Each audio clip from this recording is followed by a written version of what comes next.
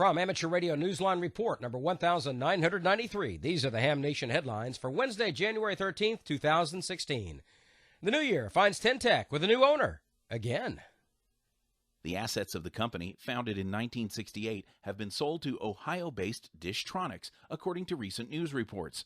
Although final details have yet to be disclosed and neither company has formally announced the purchase, Dishtronics owner Stephen M. Bishop, N8WFF, acknowledged the deal on the ARRL website.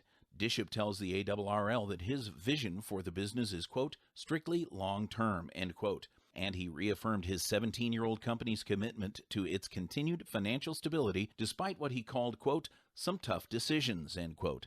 Toward that end, Dishtronics has contracted with former Ten-Tec engineering manager John Henry, KI4JPL, and initiated new service policies and related pricing. Bishop said Ten-Tec's service department had been operating at a loss. Ten-Tec's asset sale is the latest for the beleaguered company, which began as the manufacturer of transceivers for QRP users.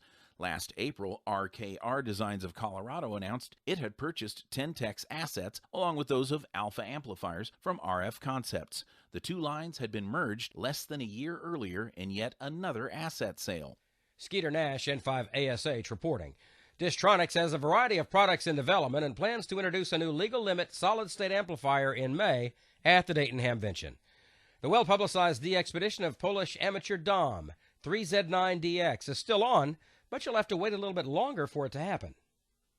Dom rocked the airwaves in late December with an unannounced on-air demonstration from North Korea, which was a big success, despite problematic solar conditions. Even with little fanfare announcing his presence, he managed to make almost 800 contacts, most of them in Asia. When he departed North Korea to celebrate the holidays back home in Poland, he announced a hoped-for return in February to get back on the air. His plans have since changed. He recently told DX World that he will now wait until late summer before launching his long-awaited de-expedition as P5. His goal, he says, is to find a location that will provide quieter operating conditions. For the Amateur Radio Newsline, I'm Graham Kemp, VK4BB. So, good things come to those who wait. Your NOAA Weather Radio is about to get a new voice. Bobby Best, WX4ALA, picks up the story.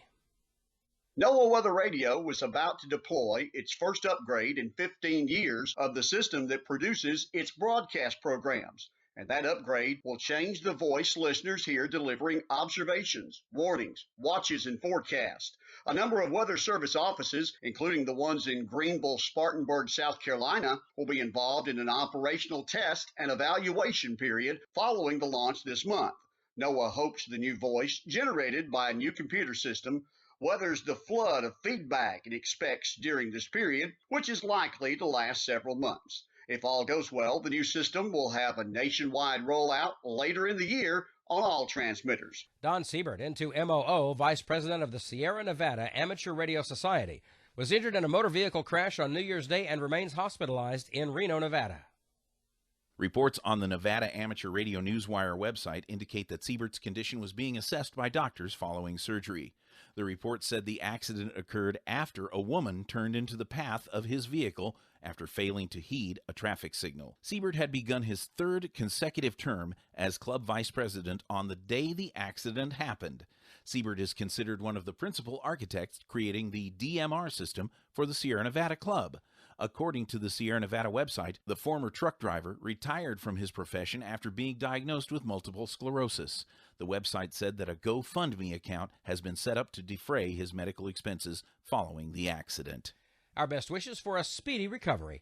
And that's all from the Amateur Radio Newsline, your independent source for amateur radio news for over 37 years and counting at www.arnewsline.org. With Skeeter Nash, N5ASH, Graham Kemp, VK4BB, Bobby Best, WX4ALA, Karen Eve Murray, KD2GUT at the news desk in New York, and our news team worldwide. I'm Don Wellbanks, AE5DW 73. We'll see you next time here on Ham Nation.